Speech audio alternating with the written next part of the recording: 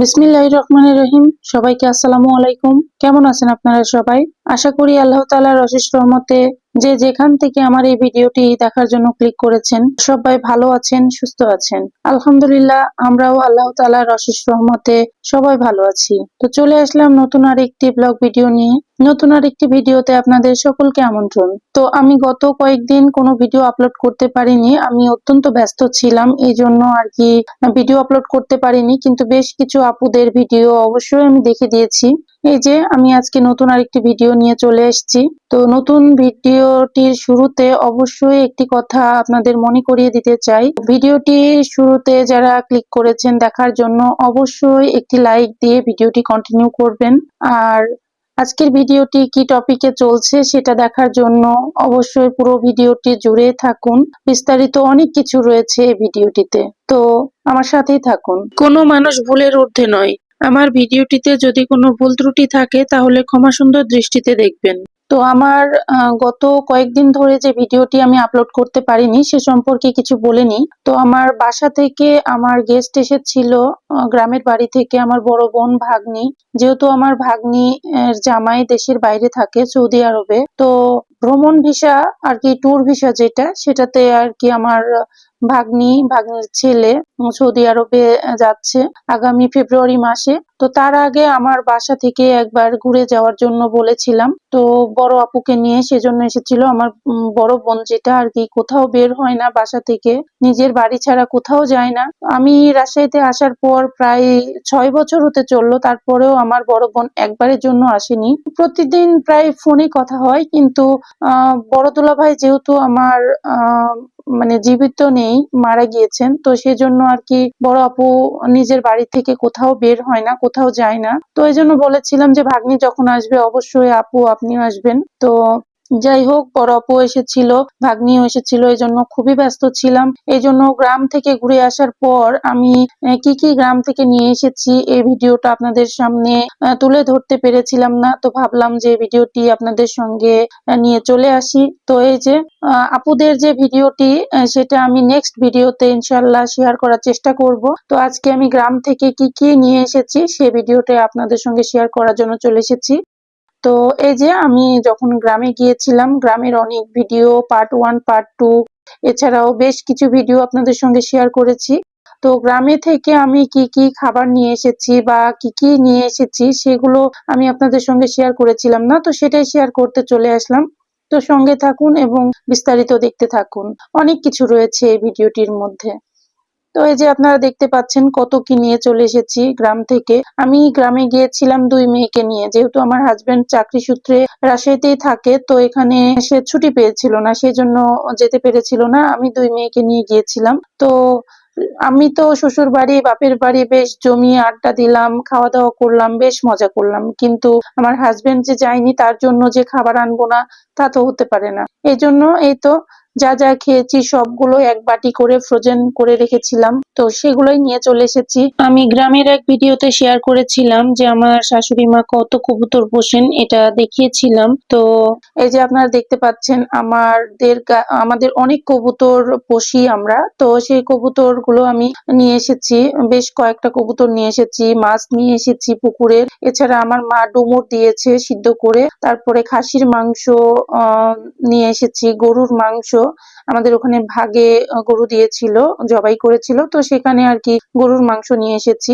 এছাড়া এই যে খেজুর গাছের যে রস সেটা আমার শাশুড়ি মা জাল করে আর কি একটু ঝোলা গুড়ের মতো করে বানিয়েছে, এটা ভাপা পিঠা দিয়ে খেতে অনেক মজা লাগে, তো সেটা নিয়ে এসেছি। আর আমাদের এই যে সরিষা করেছিল সেই সরিষার তেল নিয়ে এসেছি 1 বোতল। আসলে নিয়ে আসলে অনেক নিয়ে আসা যেত, কিন্তু যেহেতু 2 মেয়েকে নিয়ে স্কুটি করে নিয়ে আসা, এজন্য ইচ্ছা থাকলেও অনেক কিছু নিয়ে আসতে পারিনি। তারপরে আমাদের গাছের সেই মিষ্টি আমরা, তারপরে আমাদের যে গরুর বাচ্চা হয়েছে সেই গরুর শাল দুধ আমি খুবই পছন্দ করি ছানাটা, এই জন্য আর কি বেশি নিয়ে আসতে পারিনি, অল্প একটুই নিয়ে এসেছি। তো এই যে বোতলে যেটুকু দুধ দেখতে পাচ্ছেন এগুলো হচ্ছে শাল দুধ, তো এটা ছানা করে খেতে অনেক মজা লাগে। আর এই যে আমাদের দেশি মুরগির সেই ডিমগুলো, হাঁসের ডিম এবং মুরগির ডিম, যেহেতু আমার শ্বশুর শাশুড়ি দুজনারই প্রেশার আছে, এজন্য যে কটা ডিম রয়েছে বাসায় সবগুলো ডিম দিয়ে দিয়েছে। তারপরে এই যে আমাদের গাছের যে টাটকা লাউ এবং চাল কুমড়া, তারপরে রয়েছে চালের গুঁড়া, আর এই যে তুলসী পাতা, যে তুলসী পাতাগুলো আমি পেড়েছিলাম, আর এই যে আমাদের গাছের সেই পেয়ারাগুলো, সেই পেয়ারাগুলো এতটা টেস্টি আপনাদের কি বলবো।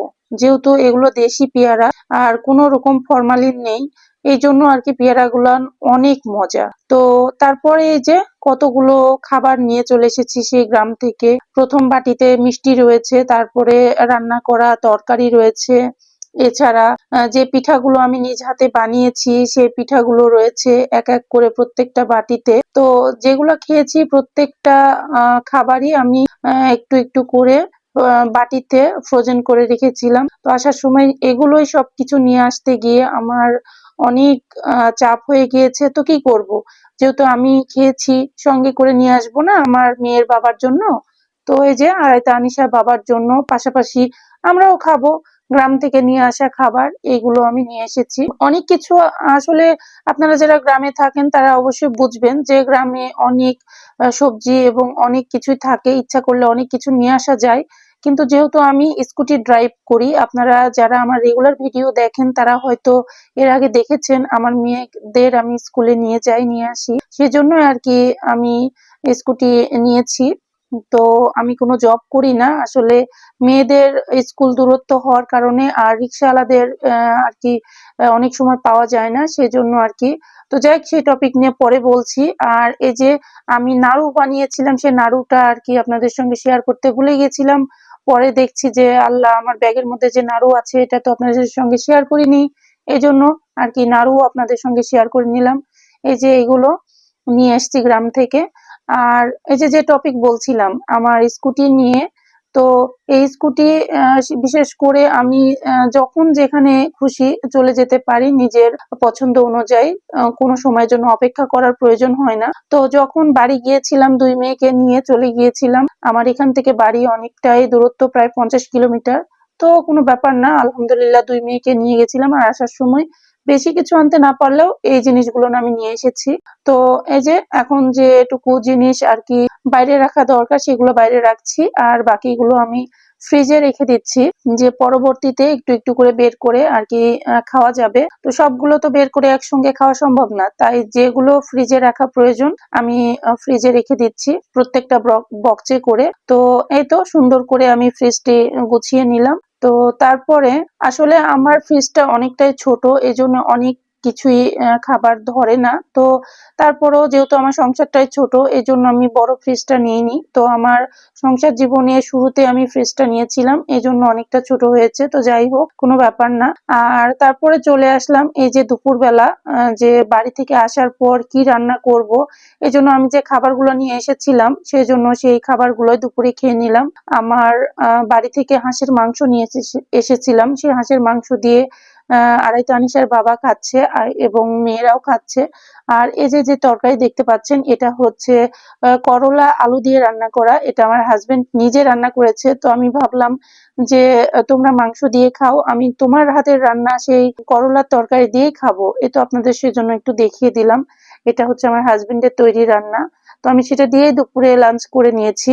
দুপুরে লাঞ্চ সেরে মা মেয়ে সবাই মিলে রেস্ট নিলাম, আর আড়াইতে আনিশার আব্বু অফিসে বের হয়ে গেল। তো তারপরে সন্ধ্যাবেলা দুই মেয়েকে পড়তে বসালাম, তাদের পড়াশোনা শেষ করে রাত্রে ডিনার দিলাম, ডিনার করিয়ে তাদের ঘুমিয়ে দিয়েছি, কারণ নেক্সট দিনে স্কুল ছিল। তারপরে আমার হাজবেন্ড বলছে যে নগর ভবনে মেলা হচ্ছে, মেলা দেখতে আসবা নাকি। তো আমি ভাবলাম যে বেশ কিছুদিন হলো আমি গ্রামে ছিলাম, রাজশাহীতে আর কি বের হওয়া হয়নি। তো যেহেতু একটু সুযোগ পেলাম, তো মেয়েরাও ঘুমিয়েছে, একটু বের হই। তারপরে তো মেলার উদ্দেশ্যে বের হলাম, যদিও মেয়েদের রেখে গিয়েছি এই জন্য কি মেলার ভিতরে প্রবেশ করিনি, সামনে থেকে একটু চারিদিক দেখে দিলাম। আর এখানে যে বাদামওয়ালা ছিল, আমার এবং আমার হাজবেন্ডের খুব পছন্দের একটি খাবার বাদাম।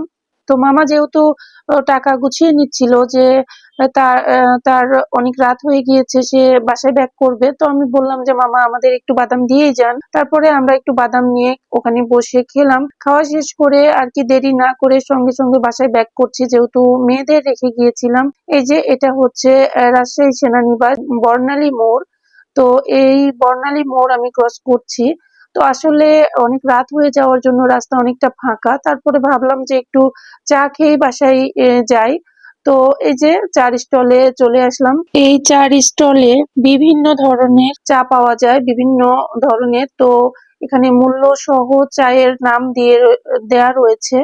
তো আমরা বেশি ভ্যারাইটিস চা না খেয়ে মশলাটি যেটা লাল চা সেটাই খেয়ে নিলাম। তো আমি ছেলেটাকে বলছিলাম যে এত রাত হয়েছে, তুমি এখানে একা চা বিক্রি করছো, তোমার ভয় করে না? তো বলে, আপু আসলে ভয় করলে তো আমাদের পেট চলবে না, কারণ আমাদের জীবন জীবিকার তাগিদে বেশ কিছু কাজ আমাদের করতে হয়। তো যাই হোক, এই তো আমরা আমাদের চা বানানো শেষ, আমরা এখানে চা খেয়ে নিলাম। চা খেয়ে বাসার উদ্দেশ্যে রওনা দিলাম।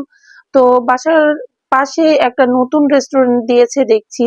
তো দেখে আমার খুব লোভ লাগছিল, যেহেতু আমরা অনেক কিছু খেয়ে নিয়েছি এবং খাওয়া সম্ভব না, তাই এই তো সে রেস্টুরেন্ট। নতুন একদিন কোনো এক ভিডিওতে আপনাদের সঙ্গে এই রেস্টুরেন্ট শেয়ার করব। তো যাই হোক, দেখতে দেখতে অনেক বড়ই ভিডিও হয়ে গেল, আপনারা ফুল ওয়াচ করবেন। তো দেখা হবে নেক্সট ভিডিওতে, ততক্ষণ পর্যন্ত ভালো থাকবেন, সুস্থ থাকবেন। আল্লাহ হাফেজ, আসসালামু আলাইকুম।